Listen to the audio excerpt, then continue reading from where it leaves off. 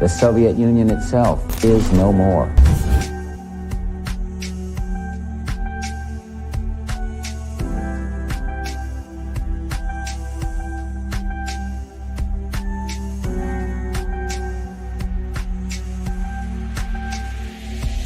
The United States military has begun strikes.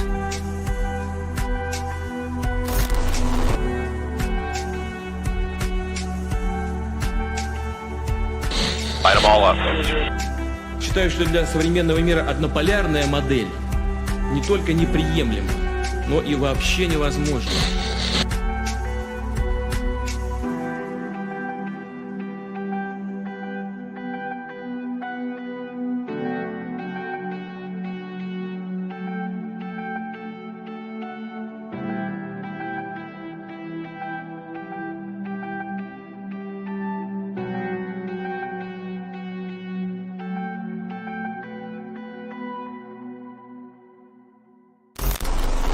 Народные республики Донбасса обратились к России с просьбой о помощи.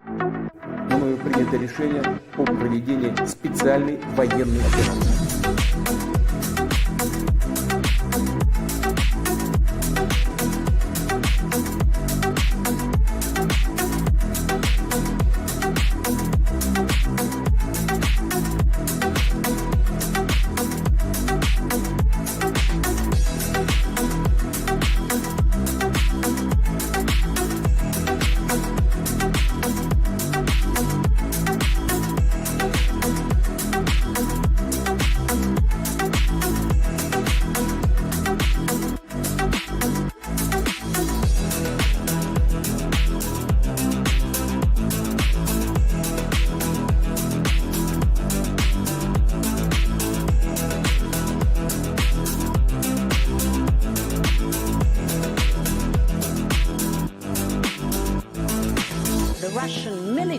Is taking chips from dishwashers and refrigerators to fix their military hardware. Russia's industry is in tatters. Putin is now isolated from the world more than he has ever been.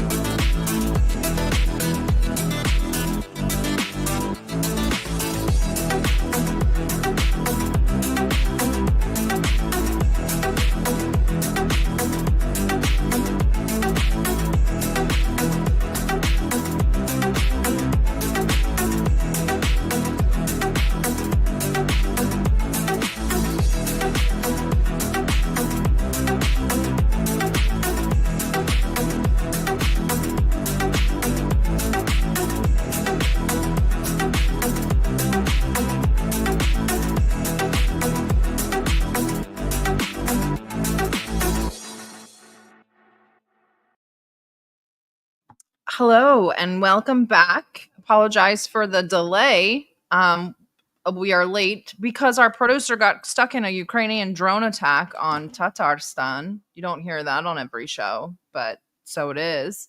Also, want to thank everybody who helped while we weren't streaming to save Simba's eye and Dan's sanity. They have gotten the operation and they are in recovery mode and safe and sound at home. And that was mostly because of all of you guys and the community sort coming together and saving a puppy. So we're on an upswing. Street cred for the drone attack. Good karma for the dog saving. We've covered all bases. How are you, Murat? I'm doing well. It's so hot today. It's like the dog days of summer.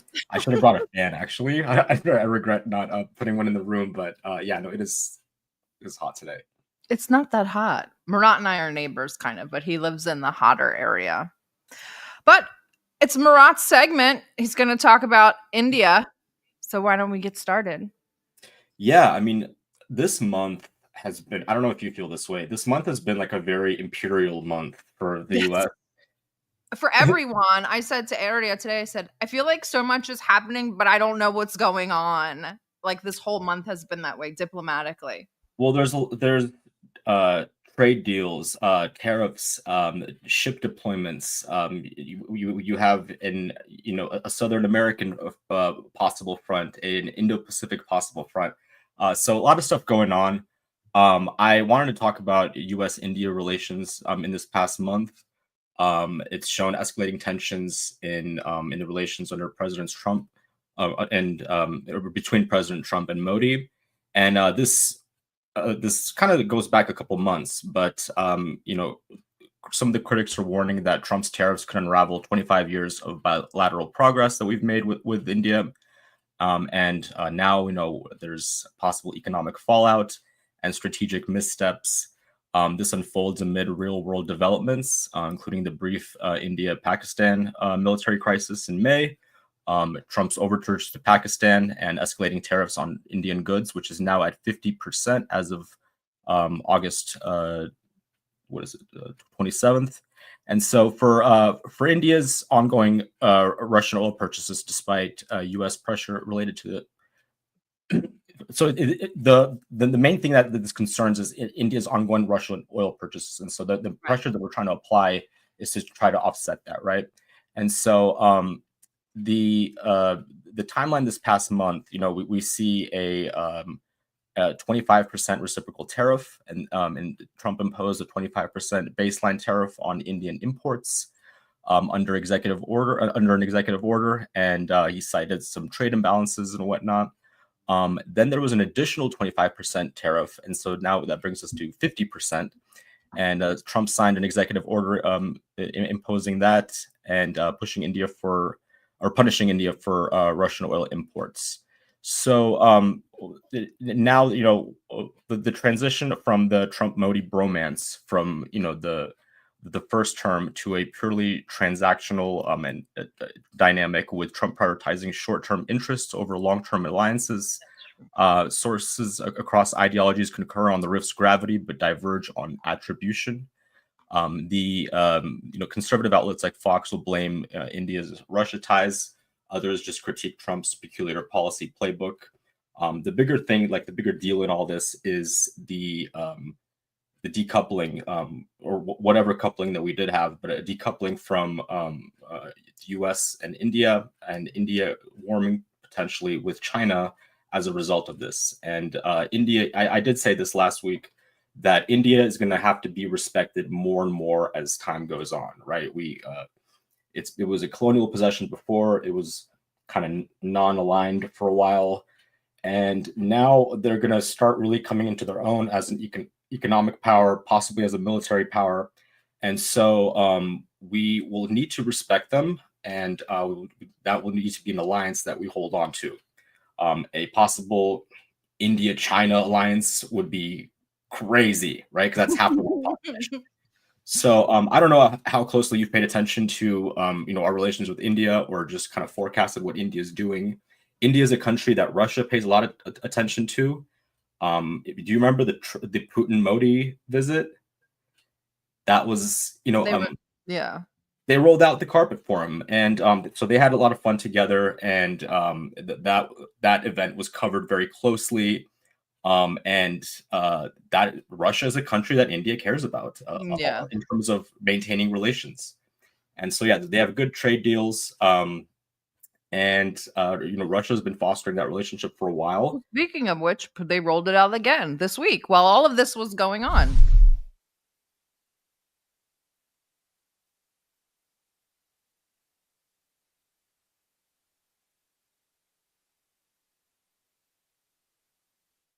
So that's Jai Shankar. He's a fan. If you guys don't know who he is, you are missing out. He is a fantastic foreign minister. I would put him at a near peer or even better than Lavrov.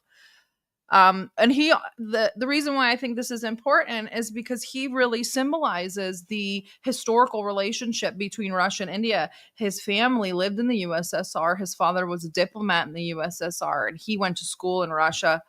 And so there's a very significant, he takes the relationship with Russia very seriously. I do have those clips of him meeting with Lavrov if you wanted to, okay. This is a multipolar system of international relations with an increasing role played by the SCO, BRICS and the G20. Ну и, конечно, в рамках Организации Объединенных Наций сохраняется возможность для всех нынешних, будущих центров силы в рамках многополярного миропорядка взаимодействовать между собой, вырабатывать компромиссы, договоренности, которые будут устойчивы и которые будут основываться на балансе интересов. Россия к этому всегда готова. And of course the United Nations, which remains a platform for interaction between all the existing and future centers of power, a platform for cooperation, compromise and seeking agreement, and Russia supports seeking such balanced approaches. Очень рад вас видеть. Рассчитываю на плодотворные переговоры. I'm very glad to see you, and I hope for fruitful talks today. For our meeting today is provided by the evolving geopolitical situation, the shifting economic and trade landscape, and our shared goal is to maximize our complementarity. So today I am very confident that our exchange of views would be very fruitful, would be very productive, and would certainly contribute to making the annual summit as outcome-oriented as possible. Thank you again for your warm welcome. Trade, economic changes. What do you think? What are your thoughts about this meeting between Russia and China? Just more solidification of their economic. There's damage to U.S. interests. India is reminded, to adapt via the a BRICS format. The tariffs with the U.S. threaten about $87 billion in exports. It hits textiles, gems, and auto components the hardest, but it spares pharma and IT. There was an effigy burning in Nagpur. Yeah, did you hear about this? That. So yeah, possible boost of anti-Americanism in India, in their own style of doing it. Which is funny because I think less than a month ago I posted a temple to Trump in India. So we've got all the flavors of India coming. Yeah. Well, I suppose that's polytheism for you, right? So the rift is another example of the America First policy, which alienates allies. And this is kind of the untalked about part of America First, is the way it alienates allies and it hurts our interests abroad. And so it potentially forfeits the Asia pivot and pushes India toward multipolarity. India accelerates de-dollarization in BRICS. It deepens Russia-China ties, as well as India-China ties, and possible European and Japanese alternatives. Long-term diplomacy may temper some of these tensions, of course, but without reversals, India will embrace full multipolarity, and there'll have to be a major pole in the multipolar order. And so years of courtship are wasted, and tariffs, ironically, fostering India-China warming of relations. So yeah, the main effect here, as we talk about tariffs and diplomacy and stuff like that, is it just helps our potential allies or people that we've needed to keep good relations with as bettering relations with each other. Do you think that, because we talked about it, I think, last week about China coming out in defense of India's economic sovereignty. I know we've talked about it either here or in a space. Do you think that Trump really thought that this was going to drive these sort of civilizational states into the arms of America instead of into the arms of each other? Why would India, given all of the information and historical context and geographical context, choose United States over China? Right. And I can't ever be too sure what Trump ever thought. So I'll just say on his policymakers or the people who write the policies for MAGA or actually do the gritty work for all this. I don't know if they thought it would push them into the arms of America. I don't think they particularly cared. I think they are interested in isolationism.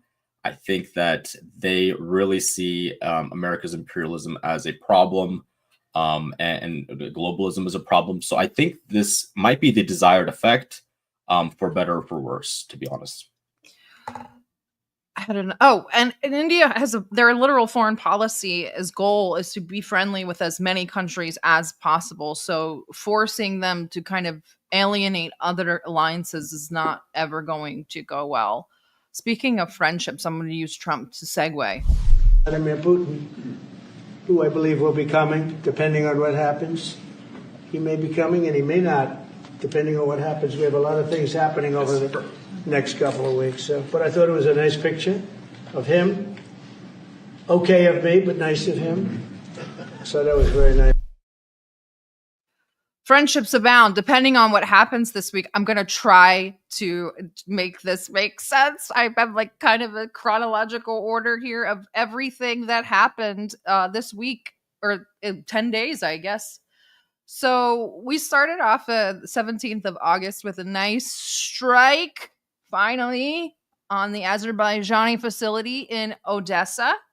Sokar facility was struck by Russian drones. It's in the Ossetova area of Odessa. It's targeted a rail station and the fuel terminal, which is operated by Sokar, Azerbaijan's state oil. It seems that it's pretty well destroyed. I believe I have some aftermath of it. If I don't, then that's okay. But after that, on 20th of August, we had that major hack. So the major hack, which revealed 1.7 million Ukrainians were missing or killed. What were your thoughts about that? The discrepancy of 1 million? Well, yeah, no, I mean, just the fact that it came out in general. Do you think that 1.7 is a feasible number? Because it was a Russian hack that came out, and I believe that it was strategically.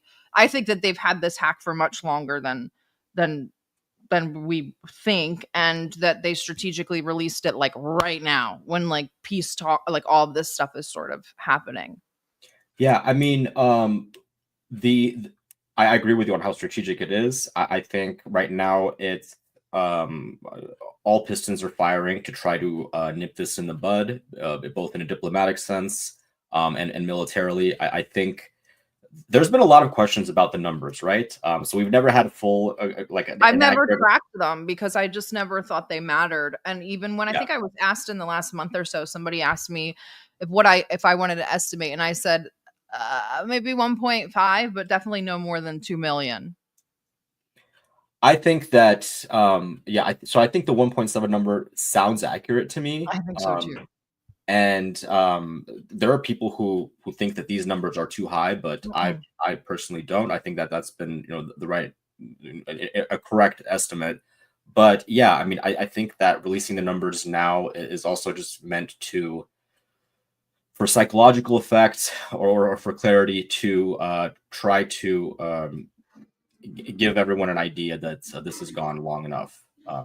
And of course, we haven't even gotten to the Zelensky meeting yet, but yeah, I think everything that's happening right now is meant to try to complete this. Don't you? Do you think this? Do you see this war going too much longer? Because I don't. Yeah, it really feels long. I do. And Lee, yes, it was Killnet. It was a group of Russian hackers. Killnet, Palek Pro, UserSec, and then a few other ones, and they breached the Ukrainian General Staff's the registry. I think that Zelensky went to DC on the 18th, and I don't even remember that meeting. So if you have a TLDR. Well, my tweets on this were Zelensky's a Labubu and Zelensky's a kebab. He came dressed like he was going to a funeral. It was all black. And I cannot believe this man's wardrobe is something we have to talk about each time. It's insane to me. But yeah, I mean, it sounds like he came. There was the pomp and circumstance. He gave the letter from his wife for Trump for Melania Trump. So they always do. How ridiculous! They're all these wives are writing letters to one another. Like, this is crazy. And then Melania writes a letter to Putin. Go ahead. Yes. Now in regards, well, first he came with the gang all together. It was all the leaders coming at once, right? So they were there for, I guess, moral support or whatever the hell. And yeah, I mean, I'm trying to remember now.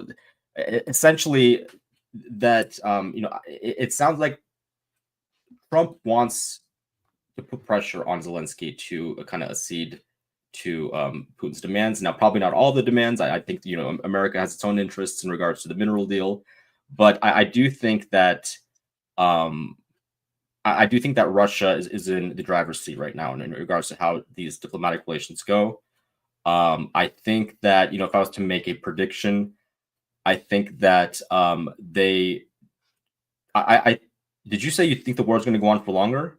I think eventually, not long left. I think most of the war is done already, and I think that they'll be able to get a deal done without a NATO path for Ukraine, and so I think that'll be a true victory for Russia. When I play you the clips from today in the space, your entire perspective is going to change because Trump is very, very clear that he has this war privatized and that they are making millions of dollars through contracts with the EU. It's pretty crazy. So he means the war in our faces, I guess, or the public sector war. I don't know. We'll talk about it later, but we are going to have it after because they say different things every day, but we will have an after space to discuss it. Another note on that so-called factory or refinery or fuel depot, you guys just keep that in mind that fuel goes to Israel as well as Azerbaijan.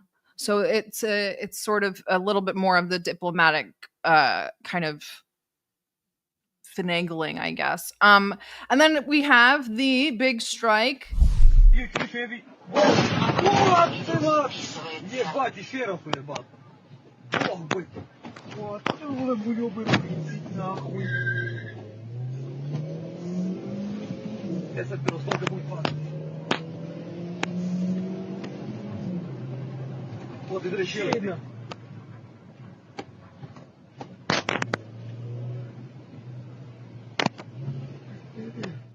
So that's a strike on the American factory in Western Ukraine. So this was really peculiar. I remember we were watching it. It was struck by 12 calibers, and it's all the way out in Mukachevo, and that is out by Hungary, which is the furthest west, I think, that Russia has struck so far. Open source evidence confirmed that the site has long produced dual use and defense components, including drone systems, encrypted communications hardware, NATO compatible electronics, and is also a major Pentagon contractor. So they were saying that it was making like coffee makers or something, and it was actually making drones, I guess. But and I'll show you guys a little bit of the aftermath.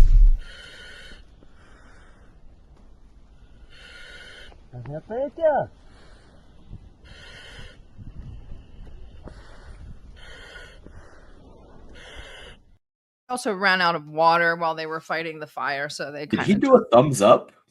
Yeah, like there's all wreckage damage behind him, and he's like, oh my god. But and like I was like, this is really important.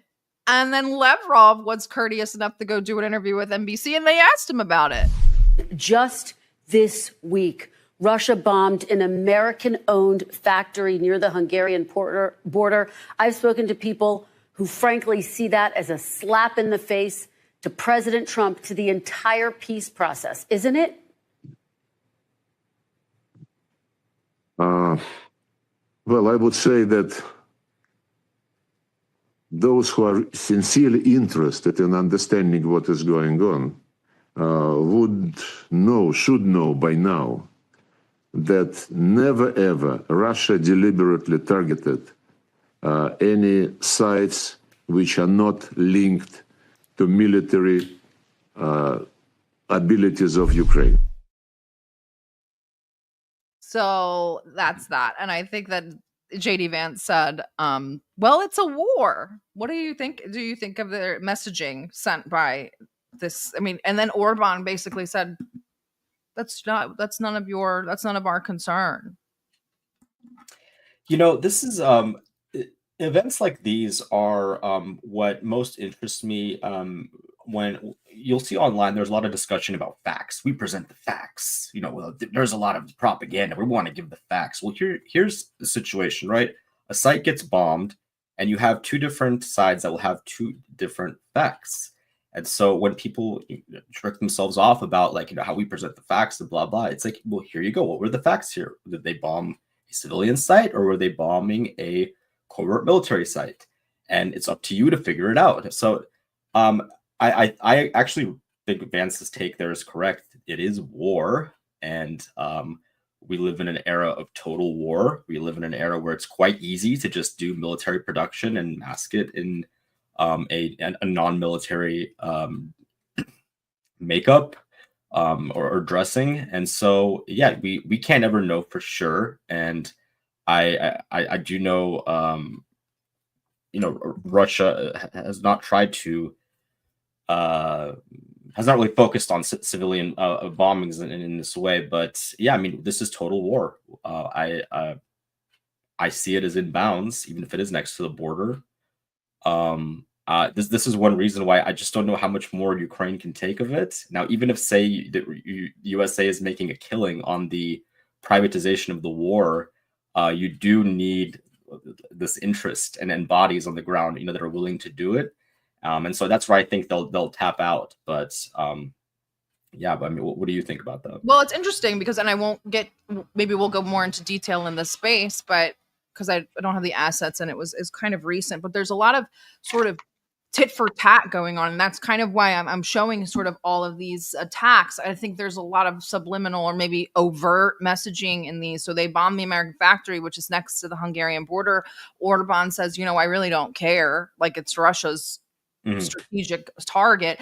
And then Zelensky blows up the Druzhba pipeline, which is the friendship pipeline. And you and I have talked about that. And then he jokes about it and says, we lit the flame of friendship with Hungary, and now it's their responsibility.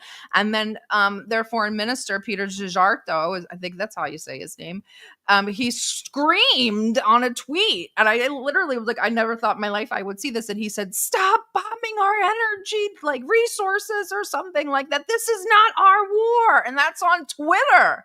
And I'm like, oh my God. And then today, or in the last couple of weeks, the Poles started saying, we're tired of paying your bills. We're cutting off Starlink and now you're not getting any more aid until you. And then today they came out and said, you know what? You're not getting EU until you recognize the Volhynia massacre. So there's a lot of interesting things happening down in that corner. A lot of interesting sort of political moves and diplomatic stuff. I really thought that the pipeline thing is kind of hilarious on Zelensky's part, but you shouldn't blow up Hungary's pipeline. And now Slovakia said, well, in retaliation for that, we're going to cut off Ukraine's diesel supply. So this whole entire SMO is kind of stirring the pot in Eastern Europe as a whole, and I think that is good for Russia, at the end, because it certainly harms some of the potential relationships, for the Polands and the Slovakias and the Hungaries who are, in the EU, and it pisses them off, due to this war. So I mean, I do think that this is part of it is pressure from some of these Western neighbors of Ukraine. Yeah, and I think that it's good to point out these sort of actions because Russia is a big, we don't talk, we just act, or like the messages and the actions, and that's how Slavs kind of tend to be. I'm actually surprised at Poland. Was pleasantly surprised. So all in the same day. This was on the 21st. So the 21st is when the factory strike occurred. Also on that day, which caused a huge stir, was Kolesnik, from the Defense Committee of the State Duma, said that any attack on Russia, the response will be nuclear. I don't know why that tweet did so well, but it did cause quite a bit of a stir in Europe. He said, if foreign missiles strike deep into Russia, they will respond, maybe not even with Oreshnik, but with tactical nuclear weapons. If some EU country strikes Russia, then there will be a nuclear response. There is a law of philosophy and dialectics, the transition of quantitative changes into qualitative ones. So... Yeah, I'm gonna need a second to digest that one. The qualitative to the quantitative. I mean, that's a good... He said Russian patience has its limits. There is a law in philosophy and dialectics, the transition of quantitative changes into qualitative ones. Yeah, I love that. I think that we are. I've seen more tweets about Nuclear responses. not even that nuclear responses, but that more countries should have nukes, and that if they are used, it's okay, and we'll get by it. So, if you remember in the 60s and 70s and stuff, there was so much anxiety over the bomb, about even one bomb being used.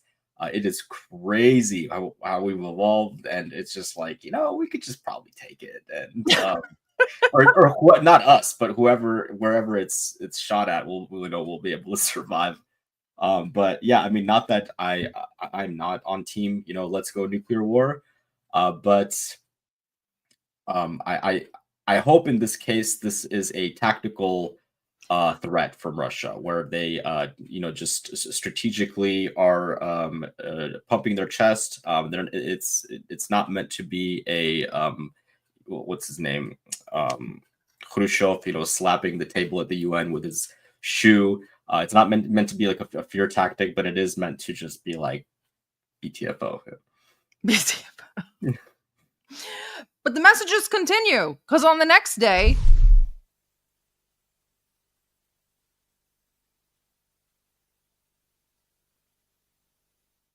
Putin arriving in Serov, which is the historic center of Russia's nuclear weapons program. Before this, the city didn't even have a name. It had a program number or something, like 16, I think. It was this like city 16. And then he goes out of his way to lay flowers on the grave of the man who developed the atomic bomb.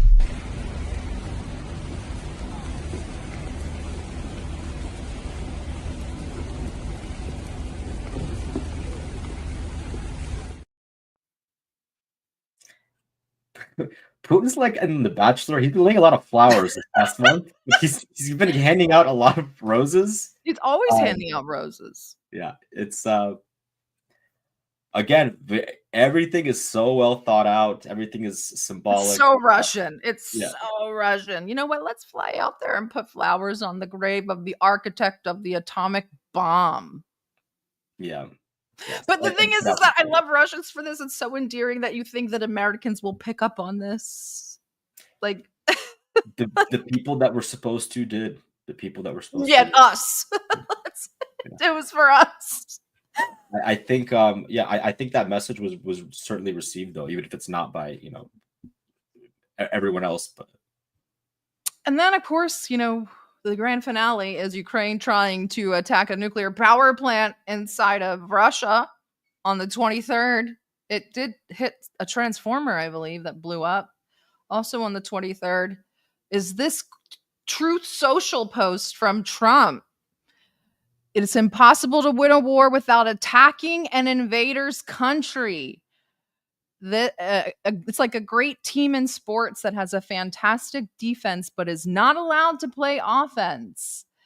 Crooked and grossly incompetent Biden would not let Ukraine fight back, only defend.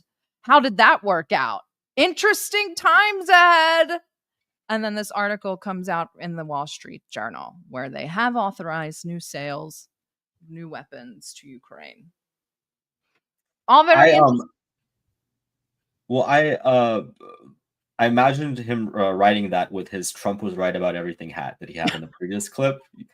Every time he talks about this war, he says how it would not happen if you were president. You're president, and it's still going on. So I don't know why he repeats this. It doesn't make any sense. But that is certainly very interesting language. That is actually a tweet that shocks me, because I was not. There is no reason for him to boast on Ukraine's behalf. Zelensky should have probably tweeted that instead of him. I don't get it. I don't know what he has cooking, or what the point of it is, or if Zelensky even, like, if Ukraine wanted him to communicate that out in public, or if they have something planned, why would they have him warn about it ahead of time, right? So it'd be better if you said it after they did it. So perhaps it's just meant to be posturing, and if they were actually going to be doing something, they would just keep it secret and not have him write that. But That is a bizarre tweet from an American president. I'll say that. Interesting things ahead. Also, he said, I believe on the 22nd, in 2 weeks, he will know how to end, or if we can end the Russia-Ukraine war. So that's put on ice for 2 weeks. It's another 2 we weeks. got another 2 weeks, but we may not have 2 weeks because multiple sources reporting that Russia might deploy a Reshnik to Venezuela. That just increases the likelihood of them already being there. Also this week, Trump posted said at the meeting with South Korea that he wants to talk to Russia and China about nuclear proliferation and to start giving up nukes. Mm-hmm. So I'm kind of trying to paint the picture about why we're going frantic. Feels like there's a deadline on something as we head into this Venezuela, which promises to be an absolute debacle. So Western sources reported this first, and then it came from South American, and then it came from Iranian sources who got excited. But why is the United States going after Maduro? I will like to show you a video. Lo hablaba con el presidente Lula da Silva por teléfono el otro día. Lo hablaba personalmente con el presidente Gustavo Petro. Lo hablaba con el presidente de Argentina, Alberto Fernández. Está llegando una hora nueva, una hora especial para juntar los esfuerzos y los caminos de los pueblos de América Latina y el Caribe, para avanzar en la conformación de un poderoso bloque de fuerzas políticas, de un poderoso bloque de poder económico que le hable al mundo, que invite al mundo también a la integración, que invite al mundo a la construcción de nuevos polos de poderes, de esa comunidad de destino compartido que habla nuestro hermano mayor, el presidente Xi Jinping. La humanidad como una comunidad de destino compartido, o de ese mundo pluripolar, multicéntrico que habla nuestro hermano mayor, el presidente Vladimir Putin. Para que ese mundo llegue, hace falta un bloque latinoamericano, caribeño, cohesionado, unido, avanzado. Y así lo digo, así lo anuncio, Venezuela se pone al frente de la batalla por la construcción de ese mundo de patria grande, de esa fuerza independiente y soberana que le va a traer más felicidad, progreso y prosperidad a nuestra patria y a todo el continente latinoamericano y caribeño. 2023, wanting to form a Latin American bloc, Caribbean bloc. So, this has been going on for quite some time. I also want to show you this as Venezuela comes on the upswing. I hope you guys can see this. The sanctions regime from Obama starts, and that's when the entire thing falls out through the bottom. Also, this graphic's been making the rounds this week again, which is good. Venezuela having the largest proven oil reserves in the world, with probably even more. Another graphic that did really well on Twitter was this one, but I have a better, I'll do you one better. This is also why we feel like the United States is acting like a rabid dog on a deadline.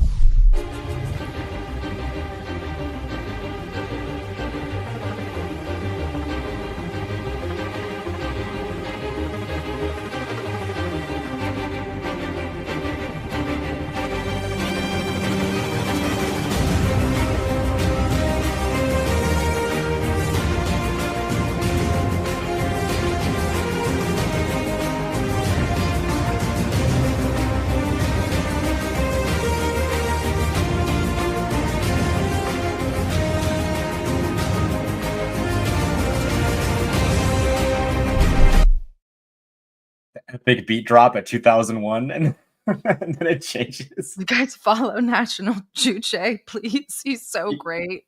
Also, Maduro, he's kind of talking a bit like Gaddafi there, almost within the plan of a united bloc.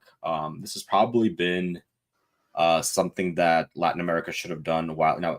U.S. is been in control of the entire hemisphere for a long while now, and and wouldn't want that. But this is an interesting other thing of the in the multipolar world, a Latin American bloc.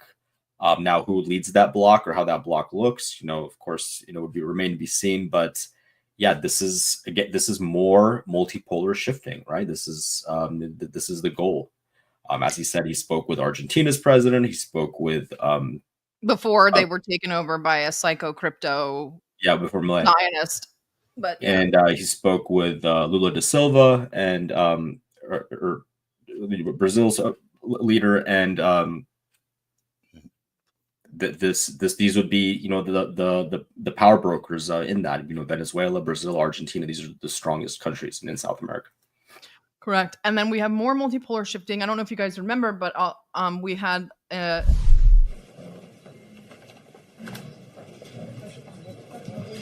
Уважаемые дамы и господа, начинается церемония подписания. So they signed an agreement on the 7th of May. That was also during the Great Patriotic War Victory Parade, the big celebration. Maduro came and he schmoozed and boozed with everybody there, even the Africans. He made a lot of agreements there, but most importantly, he made the one with Putin. Fast forward to, I guess it was, I'll take you through China's economic and ideological alignment, and I'll just pull up that map that one more time. So they have a $1 billion oil field investment into Venezuela, aiming for 60,000 barrels per day by the end of 2026. They have over 600 bilateral agreements for 2025 alone in tech, agriculture, investment, and ideology, all without new loans. They are focusing on projects in special economic zones instead.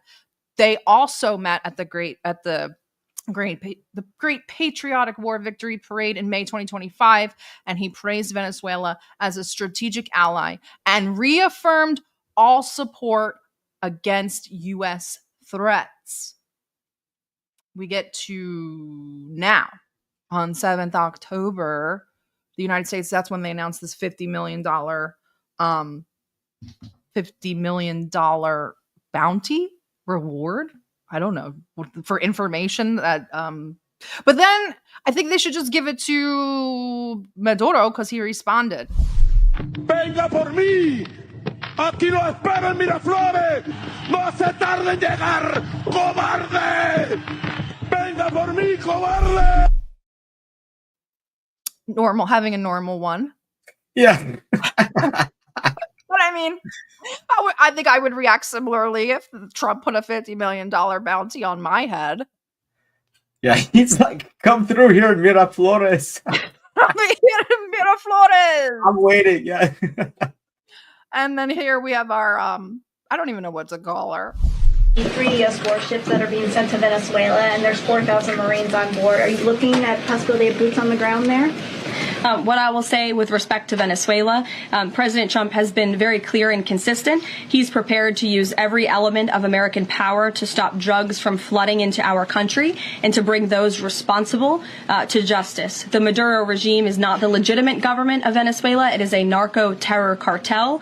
In Maduro, it is the view of this administration, is not a legitimate president. He is a fugitive head of this cartel who has been indicted in the United States for trafficking drugs into the country.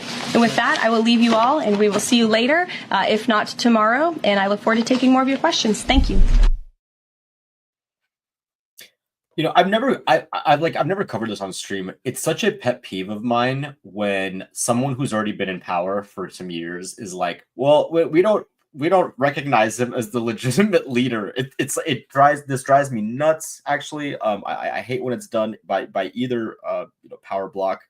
And I didn't realize there were Venezuelan cartels.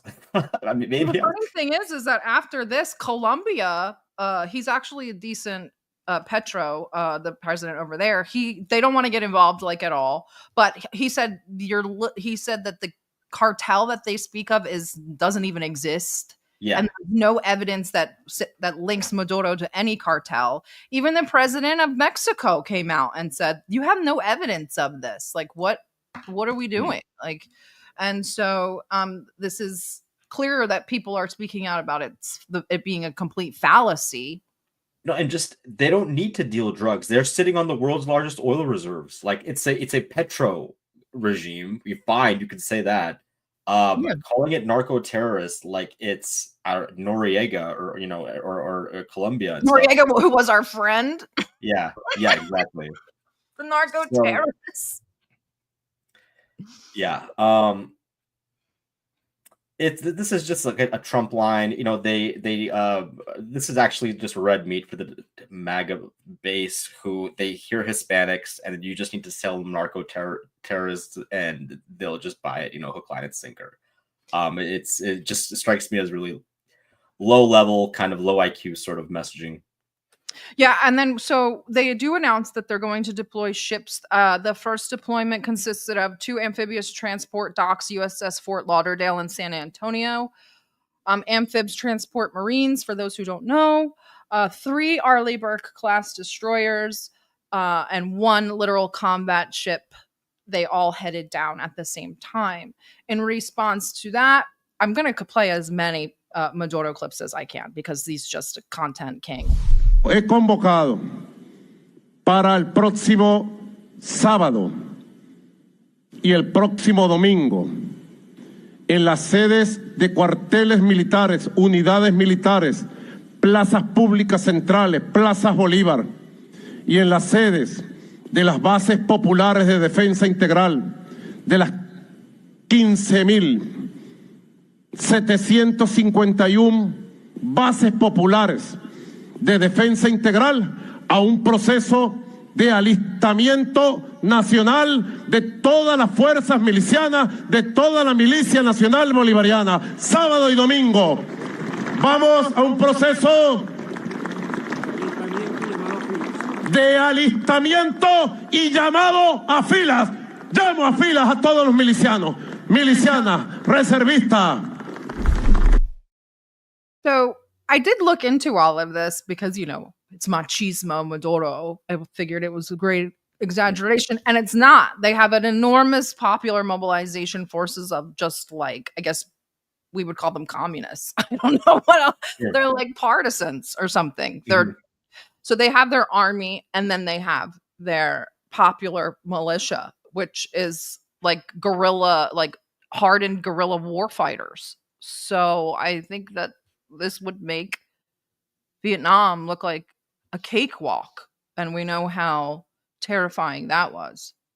And so what he was calling for there is sort of a consolidation of all these militias into one, right? Yeah.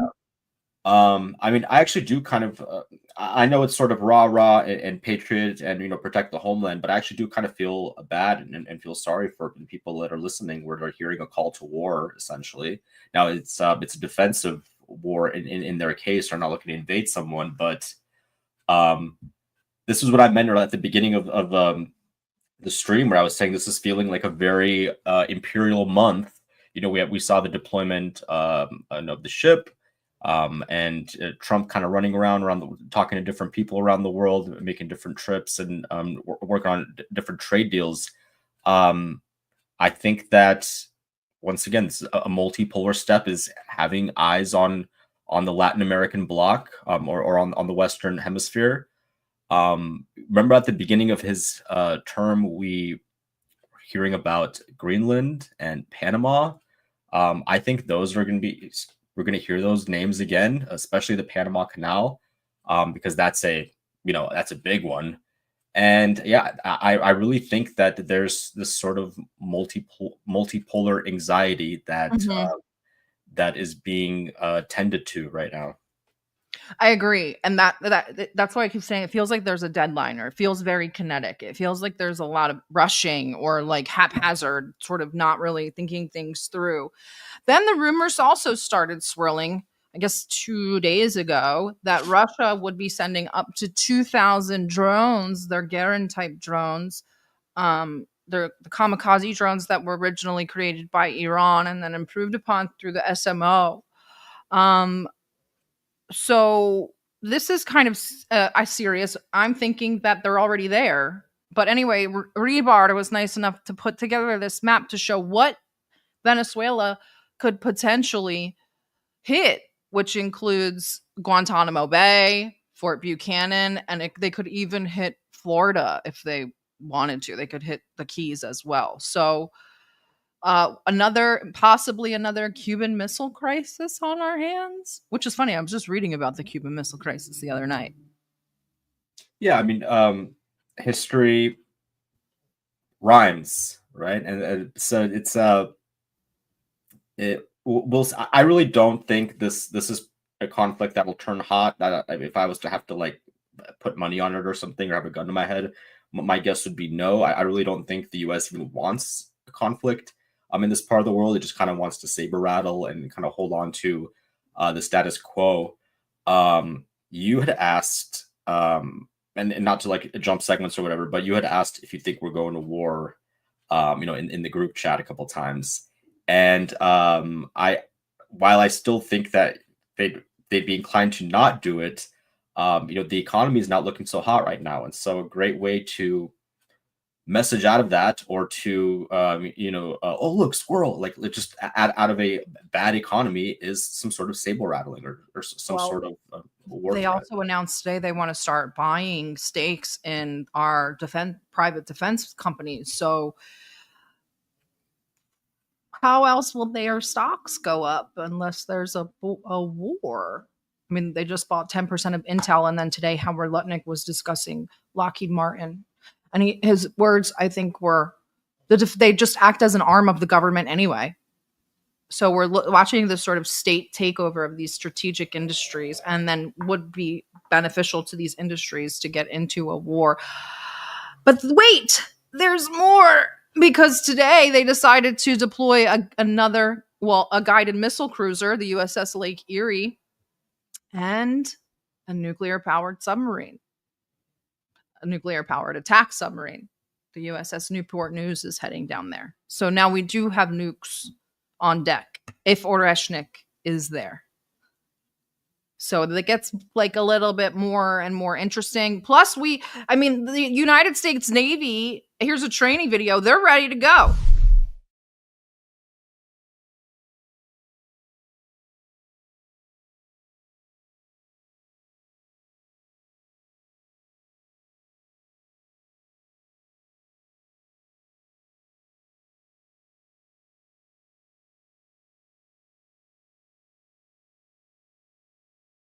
United States Navy training their drones that are supposed to be used in a war against China.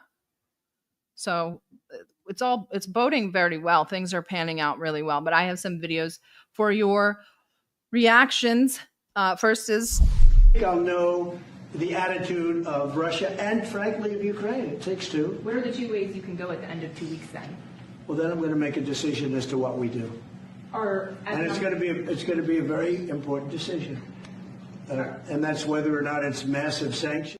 Messed up. I thought that was the Palestine one, because today he said 2 weeks for Gaza, for Israel, Gaza as well. So we're on we got a 2 for 2, 2 weeks.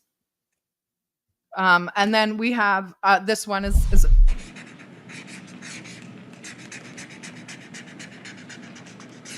There's no auto pen that can do that, right? Look at that, Pam. Is that a good signature? Seriously, is that a good signature? Who can write like that? Nobody. I don't know. That's the other thing. I assume we're looking at the whole auto pen scam. Sir. Because the person that ran it said he spoke to it briefly twice. Can you do a signature like that, Murat? I can't. My signature is a little curvier and shorter, and it probably takes about 1/4 of the time that his does. My dad has a really nice signature. I showed him that video, and he just shook his head. We have not had a president who does this. I don't even know what's the auto pen scam or whatever he's talking about. I think automatically signing documents or something. I don't know, without knowing what they are. It's better to be a dictator than gay, though. As you all know, Chicago's a killing field right now. And they don't acknowledge it. And they say, we don't need him, freedom, freedom. He's a dictator, he's a dictator. A lot of people are saying maybe we like a dictator. I don't like a dictator. I'm not a dictator. I'm a man with great common sense and I'm a smart person. A lot of people are asking for a dictator. I'm not a dictator, but I'll do it for them if they want. I mean, I'm just a guy with common sense. But by the way, how's this signature? Is that a beautiful signature or what? Yeah. Oh my God. I don't like a dictator. I said this on the space yesterday. All this messaging about like, hey, people are saying dictatorship not that bad. Democracy, a little overrated. So I'm telling you, this is going to ramp up and ramp up. Not even necessarily by him. I think even administrations following him. I think this is going to be kind of spell the doom for a liberal democracy. But yeah, I mean, this is how it starts. Incrementalism. Yeah, and this paired with the state takeovers of corporations. This is, whether you call it MAGA communism or just, guys, I'm jokingly calling it that. Please, I keep posting about it for the rage bait, but like I don't really think it's MAGA communism. Anyway, yeah, go on.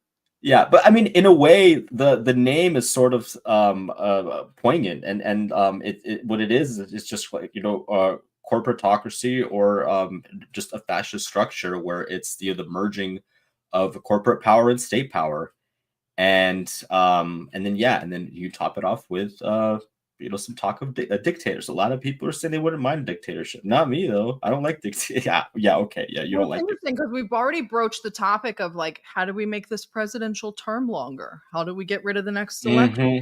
And now we're kind of, and I mean, I don't mind a dictator. I just didn't want this one, but like, yeah. Meanwhile, he's like decomposing in his hand, and he doesn't look well.